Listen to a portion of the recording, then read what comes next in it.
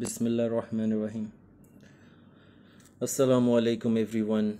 I hope you are doing great by the grace of Almighty Allah. So today I would love to talk over the topic rules of word formation in English, right? So first of all, you need to understand what word formation is. Remember this. What word formation is. That should be your first preference, right? So this actually refers to the processes, right, for creating new words, and especially all the word formation, this process or processes, right, used in a language, most of the languages. Okay, so there are different styles, different ways, right, of doing it. If you can notice the outline of today's lecture, right? Types, conversion, affixes, composition, clipping, acronyms, backformation, reduplication. These are all the types, right? And these are all the ways. Sometimes you add affix, right?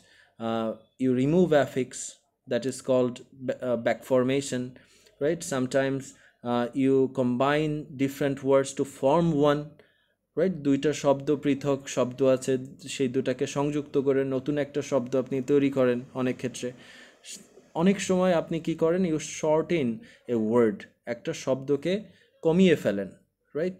আবার দেখা যাচ্ছে একটা শব্দকে আপনি repeat করে যখন আরেকটা expression তৈরি করতেছেন, তখন ওই because of the repetition, right, we just create a kind of রিডুপ্লিকেশন।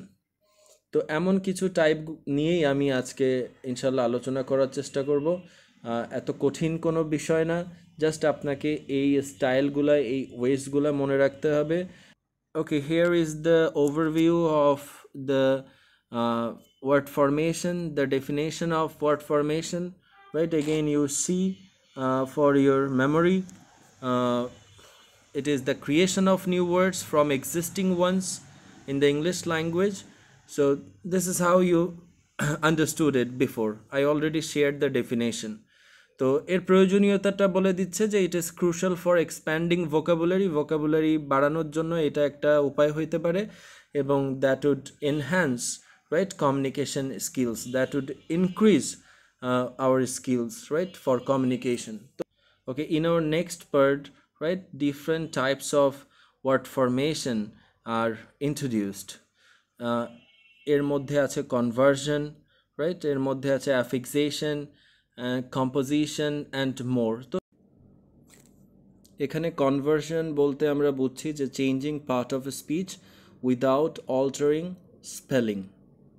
আপনি এখানে স্পেলিং পাল্টাইতে পারবেন না, আপনি এখানে স্পেলিং পরিবর্তন করতে পারবেন না।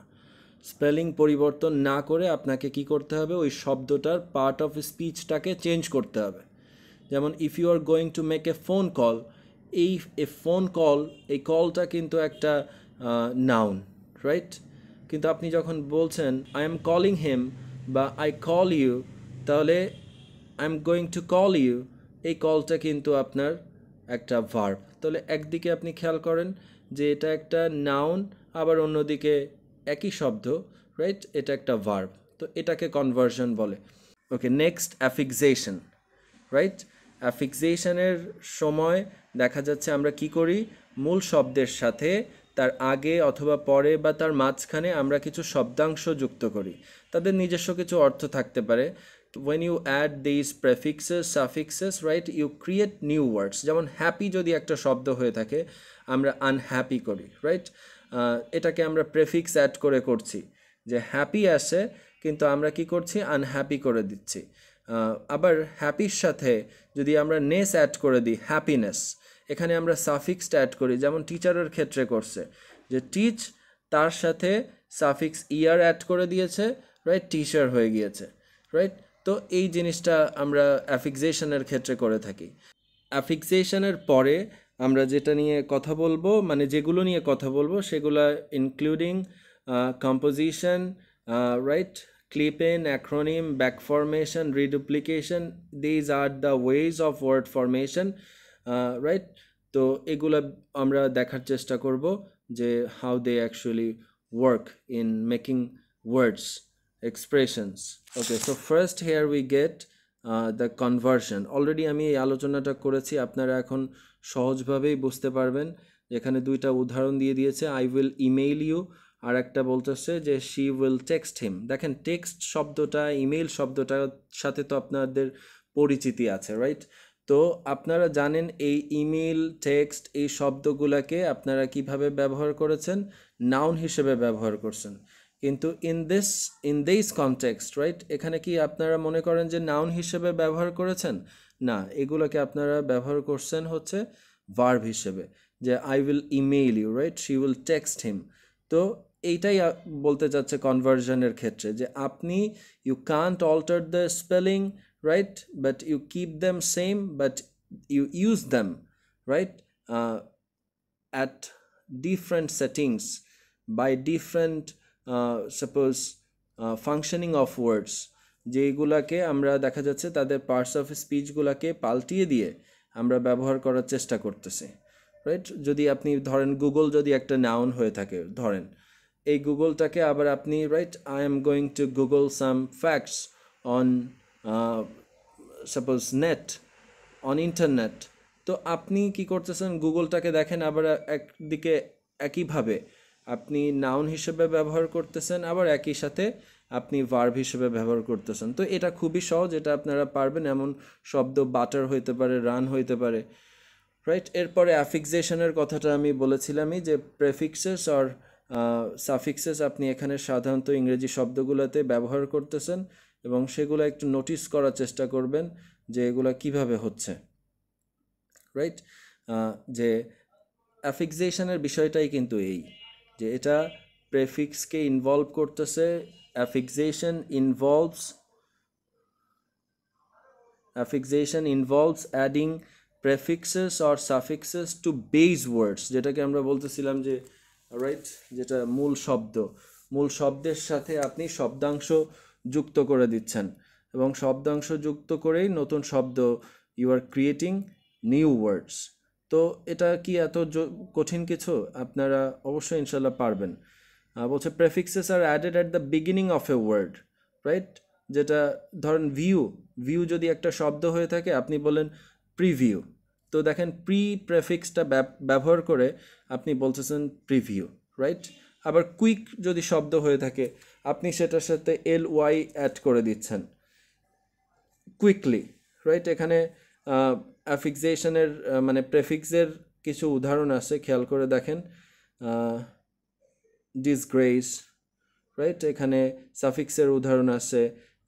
সেলিব্রেশন, এক্সপ্লোরের সাথে এশন অ্যাড হয়ে এক্সপ্লোরেশন আপনি অ্যাড করছেন, মানে নতুনভাবে তৈরি করছেন। তো এগুলা একটু খেয়াল করতে হবে আপনাকে, যে এই প্রসেসটাকে কি বলছে, শব্দাংশ অ্যাড করার প্রসেসটাকে অ্যাফিক্সেশন, রাইট? এরপরে যেটা আসছে সেটা হচ্ছে কম্পোজিশন। এবং কম্পোজিশনের বিষয়টা কি, রাইট? মানে এটা এমন একটা প্রক্রিয়া লিঙ্গুইস্টিক্সে, যে again the process of creating new words, right, যেখানে আপনি দুই বা তার থেকে বেশি কিছু শব্দ নিয়ে আপনি তাদেরকে সংযুক্ত, আগেরটা ছিল শব্দাংশ, এখন হচ্ছে শব্দ, তো এই শব্দগুলোকে আপনি একত্রিত করে নতুন শব্দ ব্যবহার করছেন। তো যেমন নোটবুক, রাইট? নোট একটা শব্দ, বুক একটা শব্দ। যেমন ফুটবল, ফুট একটা শব্দ, বল একটা শব্দ, but right they create a new word. ওই যে একটা কথা ছিল না, পাইন আসে না অ্যাপেল আসে, কিন্তু তারপরেও আমরা বলছি পাইন অ্যাপেল। কোথায় পাইন অ্যাপেল শব্দের মধ্যে পাইনও নাই, অ্যাপেলও নাই, রাইট? তারপরে যেরকম মাদার ইন ল, মাদার একটা, ইন একটা ফাংশন ওয়ার্ড, তারপরে ল আমরা বলছি, রাইট?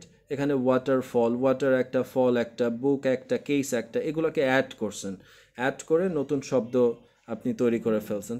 এরকম আরও কিছু, blackboard, right, white board, green board, right, post office. এবার আসি ক্লিপিন নিয়ে। ক্লিপিন হচ্ছে এমন একটি প্রসেস যার মাধ্যমে আমরা একটা বড় শব্দকে ছোট করে ফেলি, বা আমরা সেখানে যে সিলেবলসগুলো আছে সেগুলোকে সংক্ষিপ্ত করে আমরা নতুন একটা শব্দ তৈরি করি, এবং সেটার মধ্যে আমরা দেখছি যে হতে পারে, এখানে বলছে phone, for telephone, right? Ad for advertisement. তো এভাবে আমরা যে বড় শব্দটা আছে সেটাকে ছোট করি। টেলিভিশনের জন্য আমরা টিভি বলে থাকি, ইনফ্লুয়েঞ্জার জন্য আমরা ফ্লু বলে থাকি, রাইট? কিন্তু এখানে কোনো ধরনের অর্থের পরিবর্তন হয় না, এটা নোটিস করতে হবে। যে that is called clipping, right? The way of shortening a longer word by removing, right?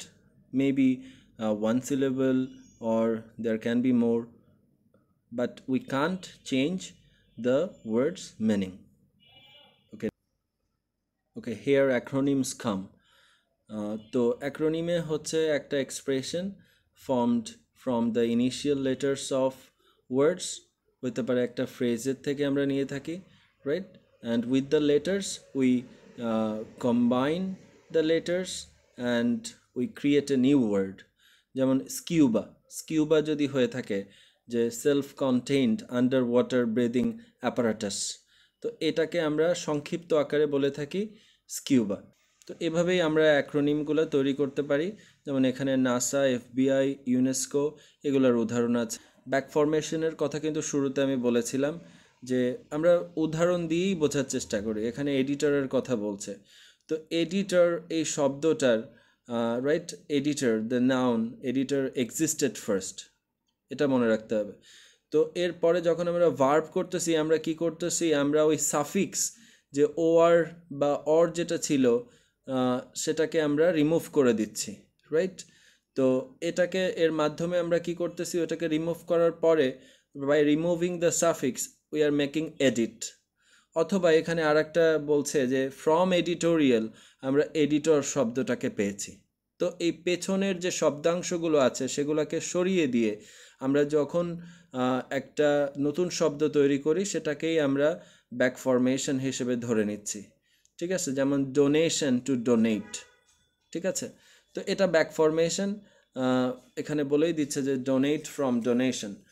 After that here comes reduplication. So what is reduplication, right? এটাও একটা লিঙ্গুইস্টিক প্রসেস, এবং যেখানে একটা শব্দ অথবা শব্দের অংশ কি হচ্ছে, রিপিটেড হচ্ছে, right? To form, to create a new word. কিন্তু এখানে একটা জিনিস আমরা পাচ্ছি, that is a changed meaning, একটা মডিফাইড মিনিং আছে। আচ্ছা, কেন রিডুপ্লিকেশন ব্যবহার হয়? It is often used to convey emphasis or create rhythmic effects in language. যেমন bye bye, flip flop, TikTok, right? আবার টিকটকার ভাবার দরকার নাই, যেমন পিং পং হইতে পারে। তো that is how we create some new words. তো সুপার ডুপার এরকম আর কি। তো now we are at the conclusion.